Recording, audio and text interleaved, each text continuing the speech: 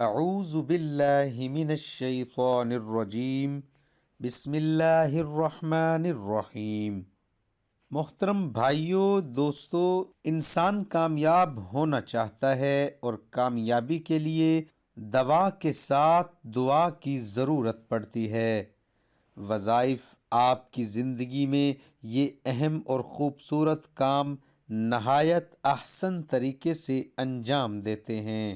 دوستو، آپ نے ایک اور اہم کام یہ بھی کرنا ہے کہ آپ نے جب کبھی دعا مانگنی ہے، دعا میں آپ نے ہمیں ضرور یاد رکھنا ہے۔ محترم بھائیوں، آج آپ کو نماز عصر کے بعد کا ایک وظیفہ بتانے والے ہیں، جو وظیفہ آپ نے بعد نماز عصر کرنا ہے، اور یہ وظیفہ کرنے سے انشاءاللہ آپ کے من کی مرادیں پوری ہوں گی۔ اس حوالے سے اگر آپ کو کامیابی چاہیے یا آپ اگر خدا نخواستہ لگاتار ناکامی سے دوچار ہوتے آ رہے ہیں، تو انشاءاللہ العزیز وہ ناکامی کامیابی میں تبدیل کر دی جائے گی۔ اور یہ وظیفہ بنیادی طور پر ایک ایسا عمل ہے جو کہ عصر کی نماز کے بعد آپ نے کرنا ہے، اور 33 مرتبہ آپ نے اس کو پڑھنا ہے۔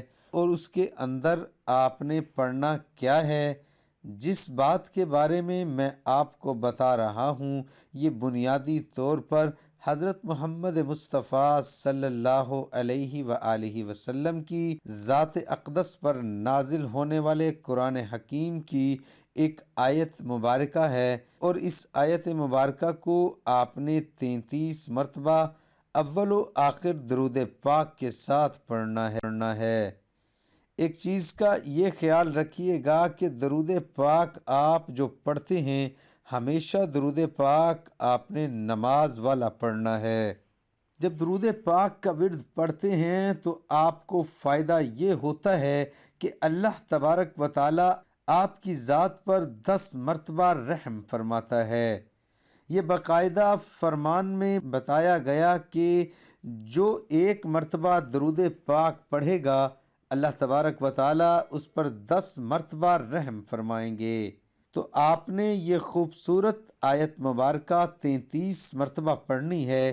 بعد نماز عصر اس کے لیے آپ دیکھیں ایک اور اہم اور زبردست بات جو آپ کو میں بتاتا چلوں، وہ یہ ہے کہ آپ کو خود معلوم ہے کہ اگر آپ نے اس کی شرائط کو پورا کرنا ہے اس وظیفے کی، تو آپ کو نماز ادا کرنی پڑے گی۔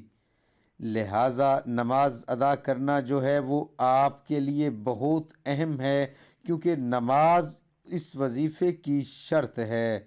نماز اس وظیفے کی شرط یہ ہے کہ آپ نے عصر کی نماز کے بعد کرنا ہے، تو فجر، ظہر یہ بھی آپ لازمی پڑھیں گے، پھر آپ عصر کی نماز ادا کریں گے، پھر آپ مغرب کی نماز ادا کریں گے، پھر آپ عشاء کی نماز ادا کریں گے۔ تو 5 وقت کی جو نماز ہے وہ آپ نے لازمی ادا کرنی ہے، تاکہ آپ اس وظیفے کے حسن کو برقرار رکھ سکیں۔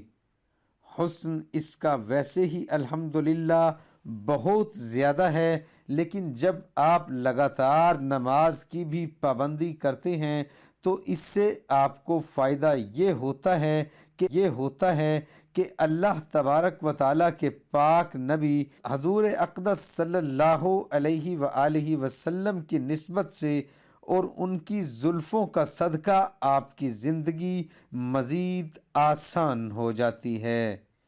اور نماز کے بارے میں قرآن پاک میں بیشتر دفعہ ارشاد فرمایا گیا ہے، باقاعدہ اللہ تبارک و تعالیٰ کی ذات نے فرمان جاری کیا کہ نماز انسان کو بے حیائی اور برے کاموں سے روکتی ہے۔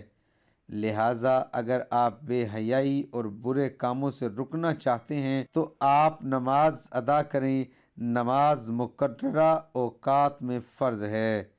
وظیفے میں آپ کو بتانے والا ہوں، اس آیت مبارکہ کا جو آپ نے بعد نماز عصر 33 مرتبہ تلاوت کرنی ہے، بسم اللہ الرحمن الرحیم لیجزی احسن ما اعملوا ویزیدہم من فضلی واللہ یرزق من یشاء بغیر حساب۔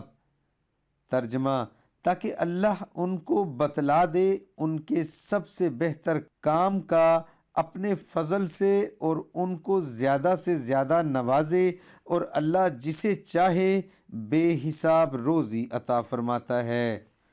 اور جو وظیفہ آپ کو بتایا ہے اس آیت مبارکہ میں، خالق کائنات نے ارشاد فرمایا ہے کہ وہ جسے جتنا چاہے بے حساب عطا کرتا ہے، سب سے بہتر کام کا اپنے فضل و کرم سے زیادہ نوازتا ہے۔ یعنی اس میں دو اور آیات مبارکہ کا مفہوم بھی شامل کر دیا گیا، جسے ایک جگہ پہ اللہ تبارک و تعالی نے فرمایا کہ ہر انسان کے لیے وہی ہے جس کی اس نے کوشش کی۔ تو اگر کوئی شخص کوشش کرتا ہے کسی چیز کے لیے، تو خالق کائنات اس کوشش کے بدلے اس شخص کو اتنی ہی فیسلٹیز فراہم کرتا ہے۔ اور اگر کوئی شخص جو ہے وہ اللہ تبارک و تعالیٰ کی ذات اقدس سے دعا مانگ کر کوشش کرتا ہے، تو اس کا مطلب یہ ہے کہ وہ دانستہ طور پر شکر بھی ادا کر رہا ہے۔ تو باقاعدہ خالق کائنات نے اس پر آیت مبارکہ نازل فرمائی ہے کہ اگر تم شکر ادا کرو گے تو تمہیں اور دیا جائے گا، لہٰذا شکر ادا کرنے کا جو عمل ہے وہ اس کے ساتھ اتنا ہی اہم ہے جتنا اہم شکر ادا کرنے کے ساتھ ساتھ ہے۔ حضرت موسیٰ علیہ السلام، شخص جس کے پاس بہت زیادہ دولت تھی، بے شمار اس کے پاس پیسہ روپیہ، اور اس قدر زیادہ وہ امیر تھا کہ ایک دن وہ حضرت موسیٰ علیہ السلام سے کہنے لگا، اے موسیٰ، آپ اللہ تبارک و تعالیٰ سے ہم کلام ہوتے ہیں، کلیم اللہ ہیں۔ اب جب آپ خالق کائنات سے ملاقات کریں تو آپ نے خالق کائنات سے کہنا ہے کہ مجھے اور پیسے نہیں چاہیے، مجھے اور مال نہیں چاہیے، مجھے اور دولت نہیں چاہیے، جتنا میرے پاس ہے بہت ہے۔ اب دیکھیں، امیجن کریں، کیا کوئی ایسا بندہ بھی ہوتا ہے جو یہ کہے کہ جناب مجھے اور کچھ نہیں چاہیے؟ ظاہر ہے یہ تو ایک ایسا انسان کی زندگی کا معاملہ ہے کہ وہ ہر گزرتے لمحے کے ساتھ اسے اور کی تلاش میں رہتے ہیں۔ لیکن وہ ایسے کہنے لگے، آپ کہہ دیں خالق کائنات سے بس ٹھیک ہے، مجھے اور پیسے نہیں چاہیے۔ تو حضرت موسیٰ علیہ السلام نے کہا ٹھیک ہے۔ جب حضرت موسیٰ علیہ السلام اللہ تبارک و تعالیٰ سے ہم کلام ہوئے تو آپ نے کہا، یا اللہ، وہ فلاں تیرا بندہ ہے اور وہ یہ کہتا ہے کہ بس اللہ تبارک و تعالیٰ سے کہیں جتنا مجھے عنایت کر دیا ہے بہت ہے۔ تو اللہ تبارک و تعالیٰ نے کہا، اے موسیٰ، اسے کہو میرا شکر ادا کرنا چھوڑ دے۔ اللہ اکبر! مہنگائی میں شکر ادا کرنا چھوڑ دے۔ جب آ کے اس بندے کو یہ بات بتائی تو وہ جناب اس نے فوری طور پر یہ کہا، یہ میں کیسے کر سکتا ہوں، میں تو اللہ کا شکر ادا کرنا نہیں چھوڑ سکتا کہ اس نے مجھے اتنا عطا کیا۔ جب شکر کا یہ معاملہ چلتا رہتا ہے تو الٹیمیٹلی آپ کی زندگی میں کسی بھی حوالے سے اگر کوئی دقت، کوئی پریشانی، کوئی مسئلہ ہوتا ہے، اس کا حل پوسیبل ہو جاتا ہے۔ لہٰذا کبھی بھی آپ نے اس حوالے سے پریشان نہیں ہونا، کیونکہ خالق کائنات کی مدد جو ہے وہ انسان کے ساتھ ہمیشہ تنگوش رہتی ہے۔ ایک اور چیز جو اس وظیفے کے آپ کو بتاتا چلوں کہ یاد رہے کہ وظیفہ شروع کرنے سے پہلے کسی غریب کو ایک وقت کا کھانا ضرور کھلا دیں، تاکہ اللہ کی رضا آپ کو اس وظیفے میں حاصل ہو سکے۔ جس مقام پر وظیفہ شروع کریں اس کا پاک اور صاف ہونا لازمی ہونا چاہیے۔ کپڑوں پر کوئی ہلکی سی بھی خوشبو لگا لیں تاکہ ماحول خوشگوار ہو سکے۔ وظیفہ ختم کرنے کے بعد دعا کا اہتمام کریں۔ اسی ترتیب سے اس وظیفے کو آپ نے 21 دن کرنا ہے، جس میں ہر روز آپ نے بعد نماز عصر 33 مرتبہ یہ آیت مبارکہ جو آپ کے سامنے پیش کی گئی، اس کا آپ نے وظیفہ کرنا ہے، ورد کرنا ہے۔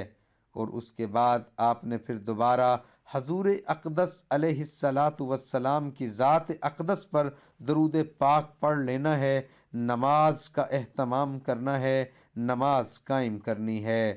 دعا ہے کہ اللہ تعالیٰ میرا سنانا، آپ کا سننا اپنی بارگاہ الہی میں قبول اور منظور فرمائے، آمین۔